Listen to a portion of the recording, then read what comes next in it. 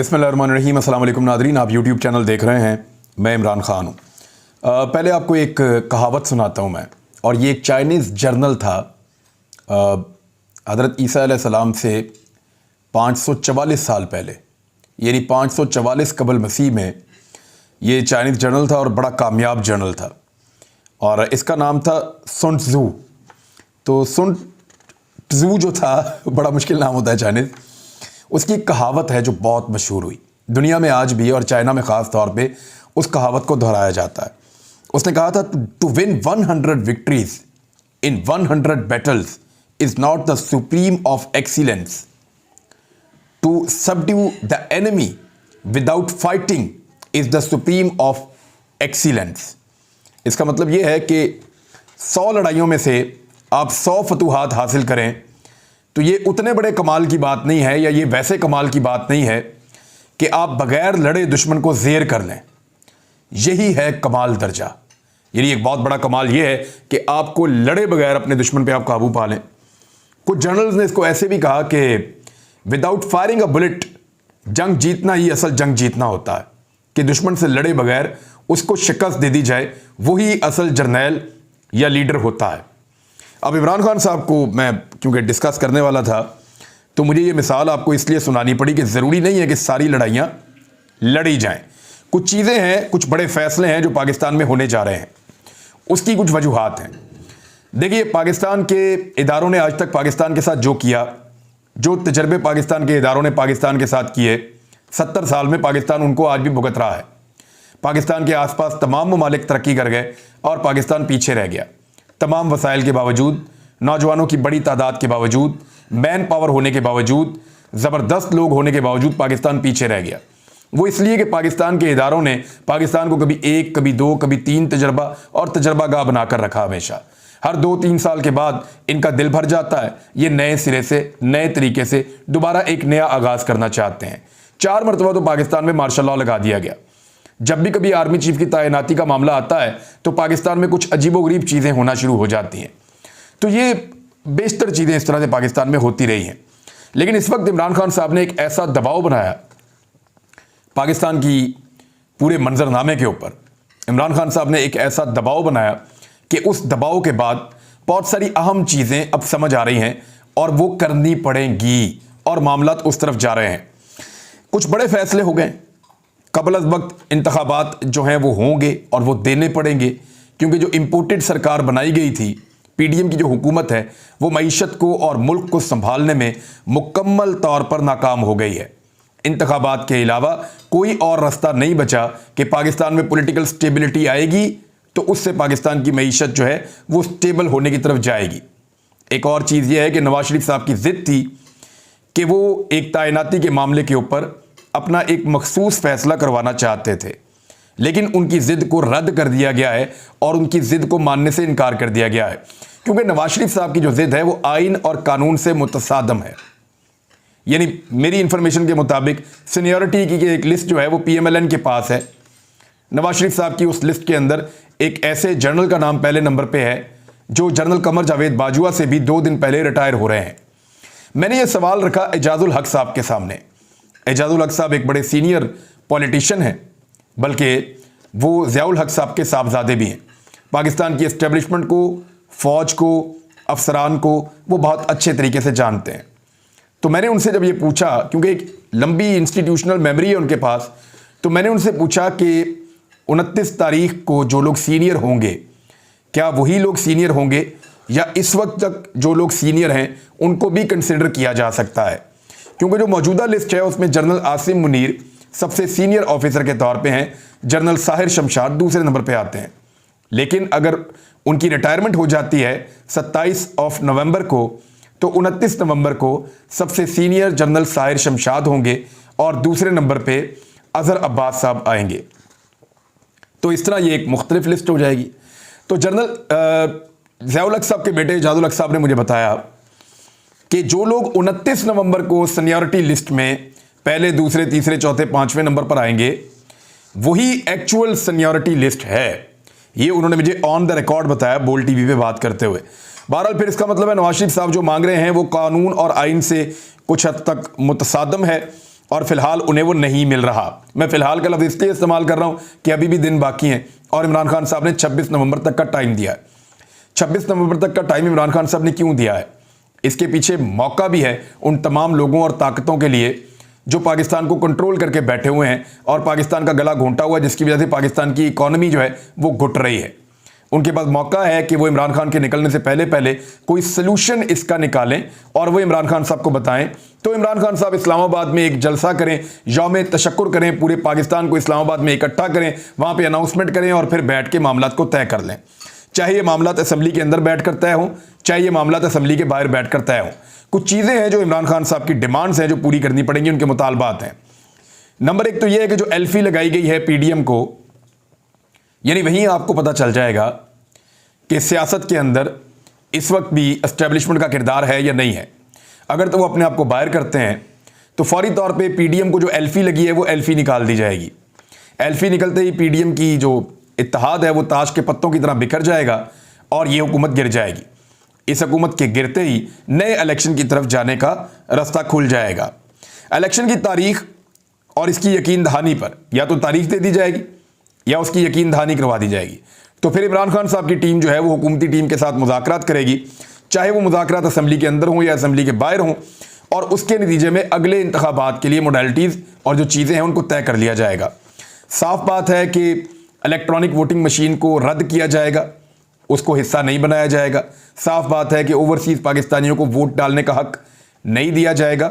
لیکن عمران خان صاحب کا ایک بڑا درینہ مطالبہ ہے کہ الیکشن کمیشن جو ہے اس کو تبدیل کیا جائے، یعنی چیف الیکشن کمشنر ان کو کسی صورت قبول نہیں ہے اور صاف اور شفاف انتخابات کے راستے میں وہ ایک بڑی رکاوٹ ہے۔ لہذا یہ معاملہ جو ہے اس کے اوپر عمران خان صاحب کو اور جو حکومتی جماعتیں ہیں ان سب کو بیٹھنا پڑے گا۔ ایک اور یہ ہے کہ ویسے تو فوج یہ کہتی ہے کہ ان کا سیاست سے کوئی تعلق نہیں ہے، لیکن میرے خیال میں فوج کا سیاست سے گہرا تعلق ہے اور فوج کا سیاست سے تعلق اتنی جلدی ختم بھی نہیں ہوگا اور نہ وہ ختم کریں گے، مگر یہ تاثر بنانے کی کوشش کی جائے گی کہ فوج کا سیاست سے تعلق نہیں ہے اور فوج اپنے آپ کو اس عمل سے باہر رکھے گی اور باہر رکھنے کا فیصلہ کر رہی ہے۔ تو ایک بڑا اچھا فیصلہ ہوگا، لیکن اس کے لیے بہت کچھ ثابت کرنا پڑے گا۔ نمبر ایک یہ ثابت کرنا پڑے گا کہ ایلفی نکال لی جائے۔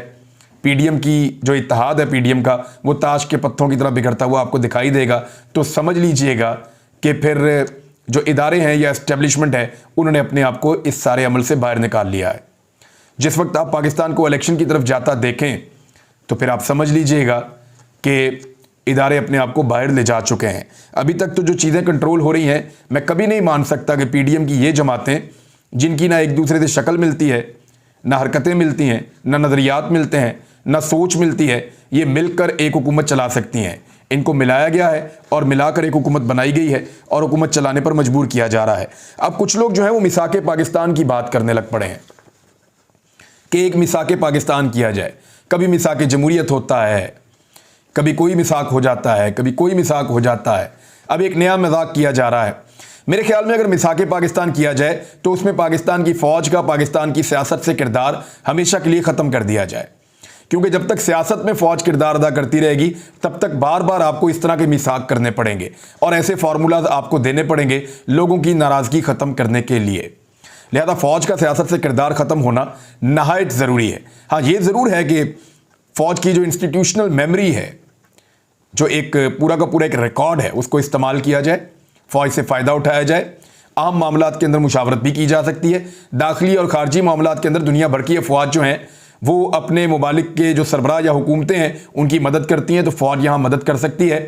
لیکن انتظامی معاملات ہوں، حکومت کے معاملات ہوں، کرپشن کے اور احتساب کے معاملات ہوں، سیاستدانوں کو دبانے کے معاملات ہوں، حکومتیں بنانے یا حکومتیں گرانے کے معاملات ہوں، ان سے فوج کو باہر رہنا چاہیے۔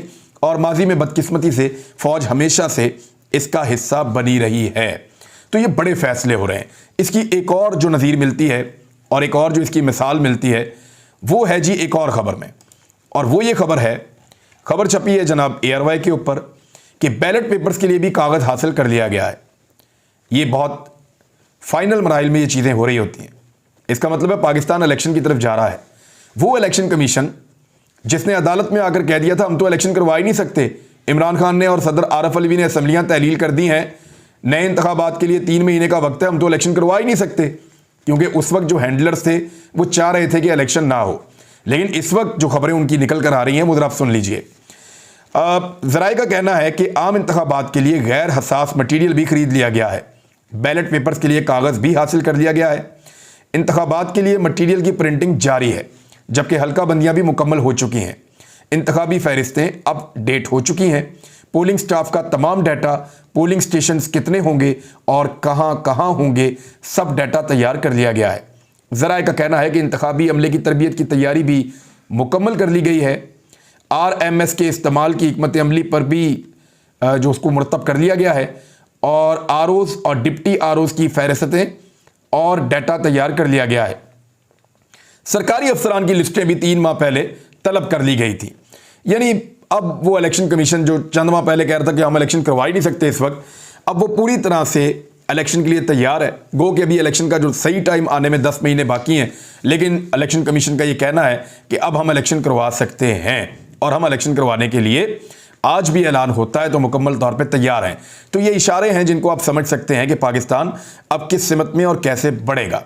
ایک اور بہت زبردست خبر ہے، مجھے آپ کو دینی ہے وہ خبر۔ بلاول بھٹو زرداری نے مریم اورنگزیب کا ریکارڈ توڑ دیا۔ مریم اورنگزیب کو PTV پر پورے 5 لوگ سن رہے تھے، اور وہ 5 لوگ ہمیں پتہ چل گیا کہ کون ہے، اور انشاءاللہ بہت جلد آپ کے سامنے وہ بے نقاب ہو جائیں گے۔ لیکن بلاول بھٹو زرداری کو 40 سے 45 لوگوں نے PTV پر سنا ہے، یعنی اس کی پریس کانفرنس کو 40 سے 45 لوگ براہ راست پاکستان ٹیلی ویژن کے اوپر دیکھ رہے تھے۔ اب یہ ریکارڈ PMLN کیسے توڑے گی؟ اس ریکارڈ کے لیے PMLN کا کون سا ایسا وزیر ہے جو سامنے آئے گا؟ کیونکہ بلاول نے بہت بڑی مشکل پیدا کر دی ہے کہ مریم اورنگزیب کا ریکارڈ 9 گنا زیادہ ویورشپ لے کر توڑ دیا ہے، یعنی 40 سے 45 کے بیچ میں یہ نمبر موو کر رہا تھا، کبھی 45 تک جاتا تھا، کبھی 40 تک آتا تھا۔ تو لائیو اتنے لوگوں نے پاکستان ٹیلی ویژن پہ بلاول بھٹو زرداری کو آن لائن دیکھا ہے۔ لیکن پھر ہوا یہ کہ اسی وقت عمران خان صاحب کی تقریر آ گئی۔ صرف جو میرا اپنا YouTube چینل ہے، 6 گھنٹے کے بعد کا یہ ڈیٹا میں آپ کو بتا رہا ہوں، اس پہ بلاول کو 6 گھنٹے گزرنے کے بعد 116 لوگ دیکھ چکے ہیں، جبکہ عمران خان صاحب کو 175,000 لوگ دیکھ چکے ہیں، 1,75,000۔ یہ صرف میں اپنے چینل کی بات کر رہا ہوں، میرا چھوٹا سا چینل ہے۔ باقی عمران خان صاحب کو ملینز کے اندر لوگوں نے دیکھا ہے اور لگاتار ان کو سن رہے ہیں۔ تو یہ عمران خان کا مقابلہ کیسے کریں گے سارے مل کے؟ میں تو حیران ہو جاتا ہوں دیکھ کر۔ تو ایسے میں بہت مشکل ہے کہ یہ اتنے آرام سے الیکشن دیں گے۔ ابھی تھوڑی سی کھچڑی پکے گی، تھوڑی سی چیزیں ہوں گی، لیکن وہ شہباز شریف صاحب نے ایک جملہ کہا تھا بڑا مزیدار، اور وہ جملہ مجھے ہر ایسے موقع پر شہباز شریف صاحب جب بھی ایسی کسی مصیبت میں یا چیزوں میں پھنستے ہیں تو مجھے وہ جملہ یاد آ جاتا ہے۔ شہباز شریف صاحب نے کہا تھا کہ بیگرز کانٹ بی چوزرز، کہ جو بیکاری ہیں ان کی کوئی چوائس نہیں ہوتی، بیکاری چوائس نہیں کر سکتے، وہ انتخاب نہیں کر سکتے، وہ فیصلہ نہیں کر سکتے، تو فیصلہ کہیں اور ہوگا۔ میری دعا ہے کہ سیاستدانوں کو اللہ تعالیٰ وہ طاقت دے اور وہ ہمت دے کہ وہ اپنے فیصلے خود کر سکیں، اور جن کے ہاتھوں میں ان کے فیصلے پچھلے 70 سال میں رہے ہیں ان کے ہاتھوں سے وہ فیصلے بھی لے لیے جائیں، اور ان کے ہاتھوں سے بہت بڑی بڑی چیزیں جو ذمہ داریاں انہوں نے اضافی اٹھائی ہوئی ہیں وہ بھی اس کو چھوڑیں، تاکہ پاکستان کھلی ہوا میں سانس لے، پاکستان آگے بڑھے، پاکستان میں کمپٹیشن آئے، پاکستان میں عام لوگوں کو بھی وہی ساری فیسلٹیز اور سہولیات ملیں جو خاص لوگ لے کر اڑ جاتے ہیں اور یہاں پہ کمپٹیشن کسی کو کرنے ہی نہیں دیتے۔ نیب کراچی سے، یعنی جن لوگوں کو سہولت فراہم کی گئی ہے ان کے ذرا کارنامے آپ چیک کریں۔ ایک اور سینئر پروسیکیوٹر نے استعفیٰ دے دیا ہے، نیب پروسیکیوٹر RD کلور، انہوں نے استعفیٰ چیئرمین نیب کو بھیج دیا ہے۔ 2010 سے یہ نیب کے ساتھ کام کر رہے تھے، اس سے پہلے بھی 2 سینئر پروسیکیوٹر نے عہدے سے استعفیٰ دے دیا تھا۔ پرابلم یہ ہے کہ ہائی پروفائل کیسز واپس لینے پر نیب پروسیکیوٹر بہت زیادہ دباؤ کا شکار ہیں۔ پروسیکیوٹرز جن ملزمان کے مخالفت میں پہلے دلائل دیا کرتے تھے، اب ان ملزمان کے خلاف کیسز واپس لینے کے لیے عدالتوں میں دلائل دینے کا کہا جا رہا ہے۔ یعنی پہلے جن کو مجرم ثابت کرنا ہوتا تھا اب ان کو معصوم ثابت کرنا ہوتا ہے۔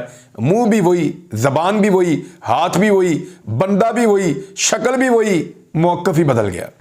تو بہت سارے لوگ جو ہیں ان کی غیرت گوارا نہیں کرتی، وہ ریزائن بھی کر سکتے ہیں۔ اسی طرح یہ 3 سینئر پروسیکیوٹرز نے سندھ کے اندر یہ کہہ کر استعفیٰ دے دیا کہ جناب ہم نہیں یہ منافقت کر سکتے، کل ہم ان کے خلاف کیسز لڑ رہے تھے اور آج جو ہے وہ ہمیں کہا جا رہا ہے کہ جناب ان کے حق میں اب گواہیاں دی جائیں۔ پاکستان کی معیشت کے بارے میں پھر ایک خبر ہے، اور شبر زیدی صاحب نے اس کے اوپر بات کی ہے. FBR کے سابق چیئرمین ہیں اور ایکسپرٹ ہیں. انہوں نے کہا ملکی معیشت کے حوالے سے خطرے کی گھنٹی بجا دی ہے. انہوں نے خبردار کیا کہ فوری طور پر مؤثر اقدامات نہ کیے گئے تو حالات مزید سنگین ہو سکتے ہیں. انہوں نے ARY کی نیوز میں بات کی اور انہوں نے خصوصی گفتگو کرتے ہوئے کہا کہ پاکستان کے معاشی حالات تیزی سے مسلسل خرابی کی طرف جا رہے ہیں. انہوں نے کہا کہ IMF کے ساتھ معاہدے کے باوجود مزید مسائل پیدا ہو رہے ہیں. پاکستان میں ٹیکس کی کلیکشن کم ہوئی ہے جس کی وجہ سے IMF ناراض ہے. شبر زیدی کا کہنا تھا کہ IMF نے 800 ارب روپے کے مزید ٹیکسز لگانے کا مطالبہ کیا ہے لیکن موجودہ حکومت اس پوزیشن میں نہیں ہے کہ مزید ٹیکسز لاگو کرے. انہوں نے کہا کہ حکومت مزید ٹیکسز نہیں لگاتی تو نتیجے میں یقیناً IMF کے ساتھ ڈیڈ لاک پیدا ہوگا. موجودہ حکومت نے ریونیو اور ٹیکس کلیکشن میں کوئی بہتری نہیں کی. ایک سوال کے جواب میں انہوں نے کہا کہ پاکستان کا رسک ریٹ بھی مسلسل بڑھتا چلا جا رہا ہے جس کی وجہ سے بھی عالمی سطح پر پاکستان پر اعتماد ختم ہو رہا ہے. یہ بڑی انفارچونیٹ سچویشن ہے. کچھ اور چیزیں تھیں مجھے آپ کے ساتھ شیئر کرنی تھی لیکن میں اگلے ویلاگ میں کروں گا. اب تک کے لیے اتنے. اپنا خیال رکھیے گا اپنے اس چینل کا بھی. اللہ حافظ.